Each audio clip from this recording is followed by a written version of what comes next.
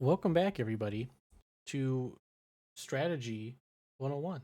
Today, we're doing part two of a series to bring a strategy to life, create, optimize, and finalize a strategy. So, last lecture, we created a cornerstone, a first draft against Cortez. I highly suggest you go watch that lecture first in case you don't know Cortez's AI, which we went over, and the link will be in the description. So let's take a look at our first draft that we made in the last lecture. We have 10 HP and 5 FP. We have Mega Rush and Mega Rush P equipped. And we have 2 point swaps. And basically, we jump with Mario the entire time. And the first two turns, we utilize point swap to get Mario and Yoshi into peril. And then on turn three, after Mario and Yoshi are both in peril, we destroy him. And then we destroy his second and third phase with a jump and a ground pound because we are doing a lot of damage. And that's the end. We defeat Cortez on turn five.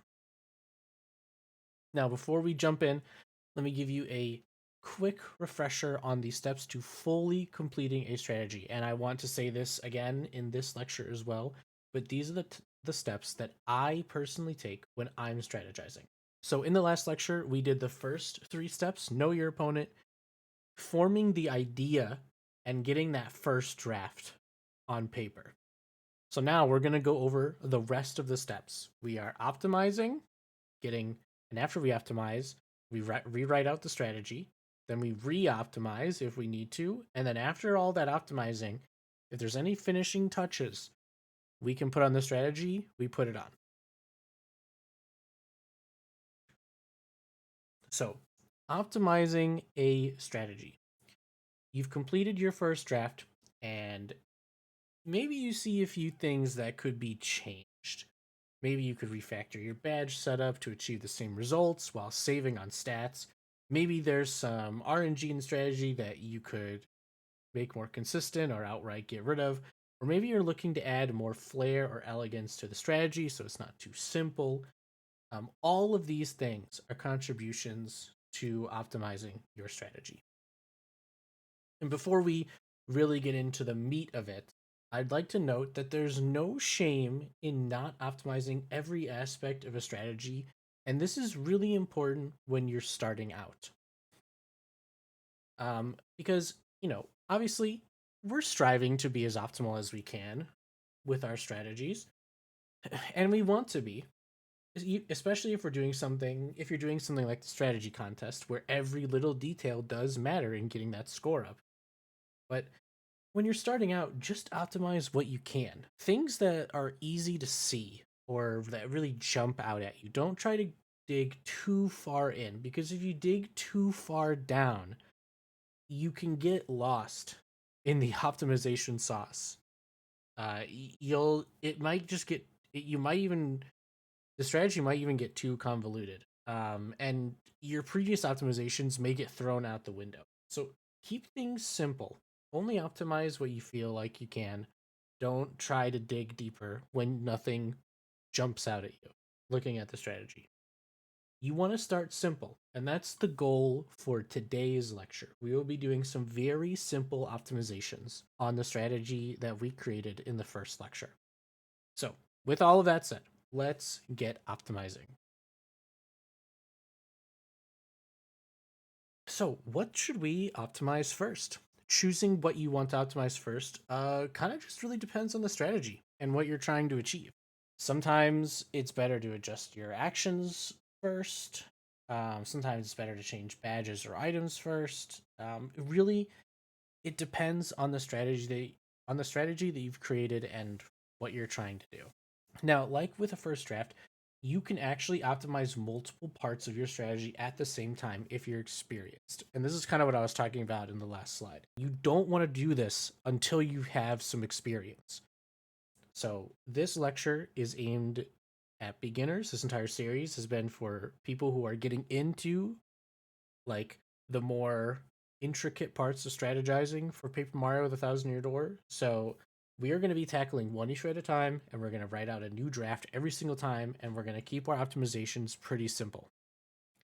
And the goal here isn't to make a 10 out of 10 strategy. Um, I said in the last lecture that I would give this a 4. And the goal for this lecture is to boost this strategy from a 4 to a 5 or 6. Even just 1 point would be enough. It just needs to be clean and maybe have something kind of interesting going for it. Let's start by addressing the most pressing issue I saw while making the first draft. Mario and Yoshi deal way too much damage. So, right now, we are dealing well over 20 damage, and Cortez only has 20 HP. So, how do we reduce that damage? There's multiple ways to reduce it. We could unequip Mega Rush or Mega Rush P, or we could swap our partner because Ground Pound with a Mega Rush P does a lot more damage than, say, Flurry with Body Slam. But I don't want to try and do a ton, so for now, let's keep Mario in peril, and we'll just swap Mega Rush P for Power Rush P. That's a 3 attack decrease in damage. With that, Yoshi now deals 6 damage with Ground Pound, and Mario is still dealing 12 with Jump. Unfortunately, that's 2 damage short if we don't change anything else, because right now 12 and 6 is 18, so Cortez would still be alive. And that means that Mario or Yoshi can be KO'd on turn 4 since they're both in peril. Luckily, we have 5 FP that we didn't use at all. So as part of this optimization, we're going to use Spin Jump, which changes the damage Mario's dealing from 12 to 14. Jump is 6 plus 6 right now in peril, and Spin Jump is just the normal jump and then a normal jump plus 2. So it's just 6 plus 8 right now in peril. So it does 2 extra damage than a normal jump. This gives us a perfect 20 damage on Cortez for phase 2 and phase 3. And while we're at it, let's use Ground Pound turn 3 to make that perfect damage as well. And I'll show you what I mean by that once we rewrite the strategy. So we have made our first optimization. We are going to swap Mega Rush P with Power Rush P and use Spin Jump on phase 2 and phase 3 with Mario. So now that we've made that optimization, you want to write it out.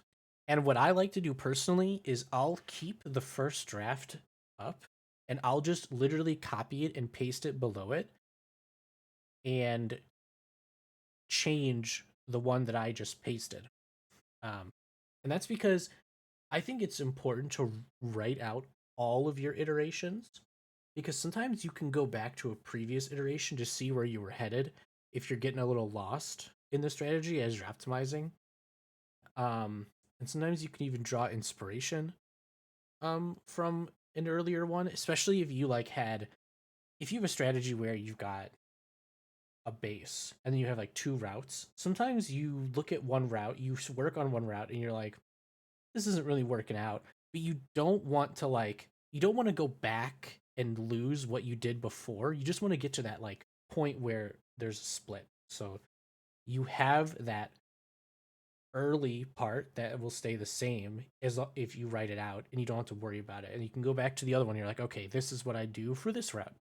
And then if you write out both, you could even see a combination you could make by doing that. So I think you should write out everything. And that includes any stat changes too. So I would if you're changing your stats and your items, make sure those are also recorded. So with that said, let's write out the second draft of the strategy. And here it is. We've got 10 HP, 5 FP, that hasn't changed. We now have Mega Rush and Power Rush P instead of Mega Rush and Mega Rush P. We still have 2 point swaps. The strategy itself, as far as like the whole process of it, hasn't changed. We're still jumping with Mario turn 1 and turn 2. And Yoshi is still using the point swaps to get Mario and Yoshi into peril.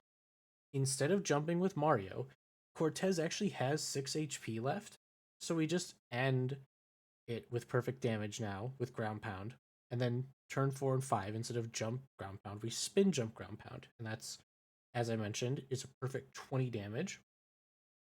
And we only got 2 uses of spin jump, so this is perfect. So we've optimized it a little bit, but there's a little more that we could do. We're not done optimizing just yet. If you look at your new draft in step 5 and you're still a little unsatisfied, then it's time to go to the next step, which is re-optimizing. Now, this can be as drastic as changing the strategy entirely, or continuing to iterate on your past optimizations. This loops with step 5. So you optimize, you review your strategy, you re optimize until you find a strategy that you're satisfied with. And one thing I want to point out is that a strategy might not need a lot of optimizations. I just want you to keep that in mind. You could be stuck in this loop for a long time if you keep trying to dig further and further when something's not jumping out at you. So I optimized this damage, this glaring issue that I saw when I made the first draft, and that was that Mario and Yoshi are doing mega overkill, right? It looks messy and sloppy. So I saw that and I was like, okay, let's try to bring the damage down to make it a little more elegant. And that's what we just did. But I looked at it again and I was like, there's more we can do. Our damage numbers are good, but I still think the first phase is a little messy. Phase 1 takes 3 turns compared to the 1 turn for phases 2 and 3. Could we reduce the turn count in phase 1? I think we can. And that's what our next optimization is going to focus on. So on phase 1, we set up Mario and Yoshi and end phase 1 on turn 3. So we need to speed up our setup. And we can do that because Yoshi now no longer needs peril. So we don't actually need to spend a turn having Yoshi be attacked to get into peril. So let's try using point swap twice on turn 1. With this, Mario is attacked turn 1 because Cortez always attacks the front. And we get peril Mario with a danger Yoshi because now Yoshi will be at 5 HP instead of 1 because he's not being attacked. And since we know that spin jump plus ground pound KOs a phase, we can use that to finish off phase 1 on turn 2. But actually, there's a little snag. We don't have enough FP for 3 spin jumps. Spin jump costs 2 FP, and we only have a max of 5. So we can only use it twice, which worked out for our first draft, but as we're optimizing, we see that we can't use it 3 times quickly, which means that we're vulnerable in phase 3 if we continue down this path. Is there any way we could get around this problem? Now, there are quite a few, but I want to reiterate that for the purposes of this lecture, I tried to keep things very simple in terms of optimizations. I tried not to introduce too much. Enter Power Rush. We're actually going to give Mario a little boost to help compensate for the damage we give up on in turn 1. That extra +2 attack brings Mario's total up to 16 for a normal jump and 18 for a spin jump. 16 damage plus the 6 from ground pound is 22.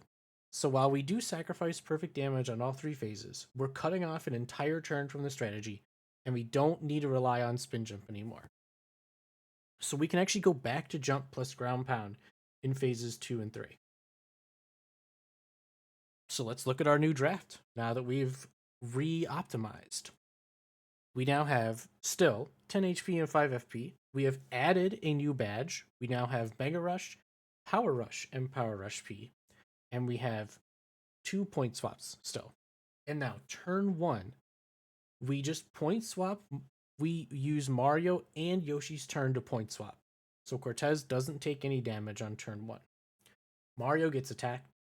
We don't guard so that he's at 1 HP and Yoshi is at 5, activating all the badges we have equipped. Then we just jump plus ground pound 3 times. So we've shaved off an entire turn and avoided Yoshi being needlessly in peril at the cost of perfect damage on all 3 phases. And as a little bonus, we're actually still at level 1 because we had an extra BP to work with thanks to our original 2 BP strategy, which isn't that bad. If you're trying to optimize for levels, especially when it comes to badges, utilizing all of what your BP gives you, well, I wouldn't say utilizing all of it, but you have that BP to work with, and it's still considered that level. There's no, I wouldn't say there's a huge difference personally between 2 BP and 3 BP. It just means you're not using a BP, but it doesn't mean that you're less than level 1, you know? So you still have an extra, we still had that extra BP to work with, so we're not sacrificing a level or anything. Something to think about. Okay, we have made 2. I didn't skip something, did I? No, we did. Okay. So, I'm looking at I'm looking at this, and I think this is looking pretty okay. We've made 2 pretty simple optimizations. We have cut out Yoshi being needlessly in peril, and we have shaved off an entire turn. And honestly, the original issue was that Mario and Yoshi did way too much damage, but only 2 damage overkill is not that bad in my opinion. So I'm looking at this and I'm thinking, okay, we've got something here. And at this point, I'm satisfied enough. It's time to put any finishing touches we feel necessary onto the strategy. Now, what do I mean by this? Finishing touches is not something that you always need to do, but there are scenarios where you can add some extra flair if 2 things achieve the same thing. Think Earth Tremor versus Shooting Star, for example. They both deal 6 piercing damage to all enemies, but are a different resource. There's also Earth Tremor hits invisible enemies, and if there's a chance that the enemy could go invisible, Earth Tremor covers that, while Shooting Star doesn't. But that's a rare case, like a super rare case from like a boo in the audience, maybe, right? And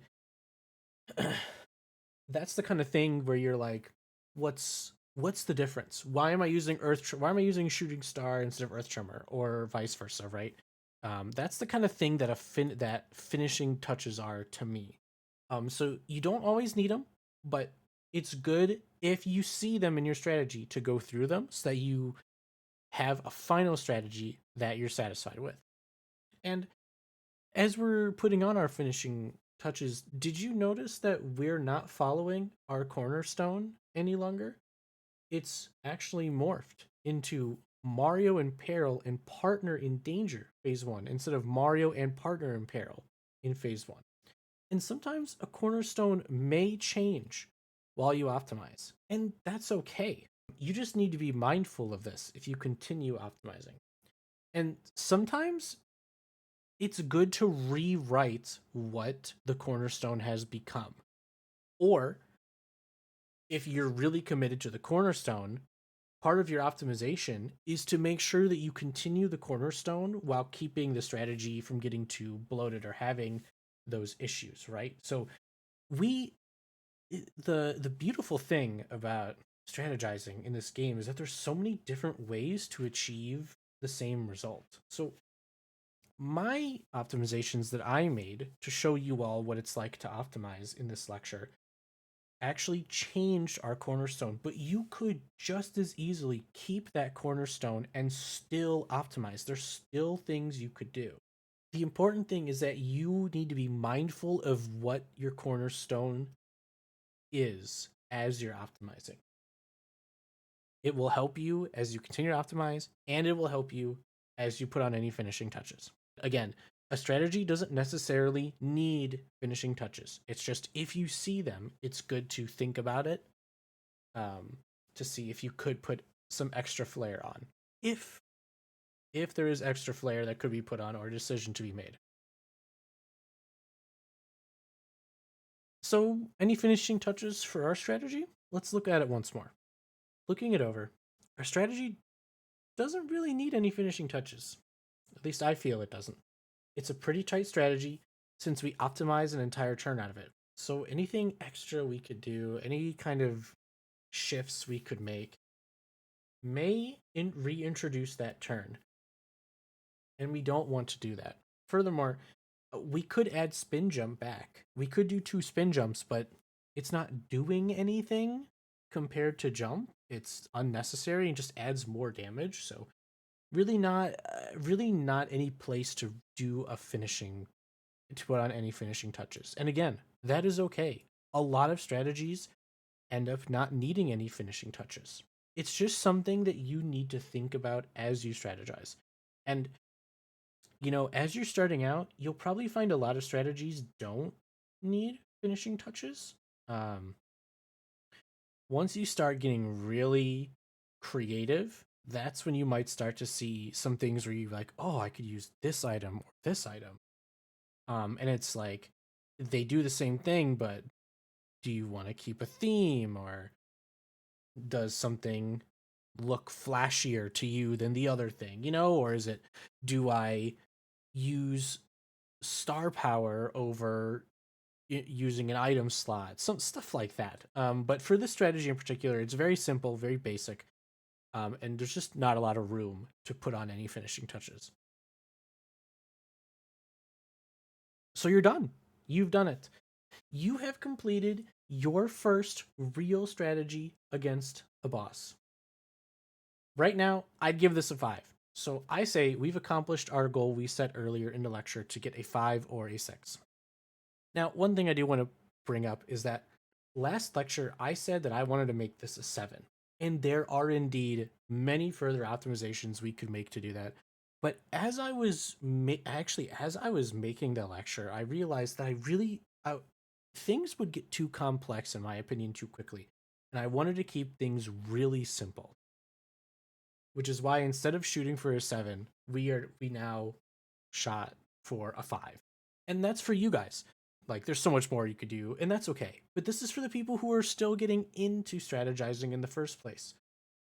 So I wanted to keep the optimizations really simple, really easy to see, really basic, so that you have an idea of what optimizing is even like before you jump off into the deep end of really creative and crazy optimizations and strategies.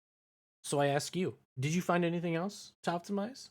We'll actually be revisiting this strategy again in a later lecture and actually turn it into a strategy that I would give a 7.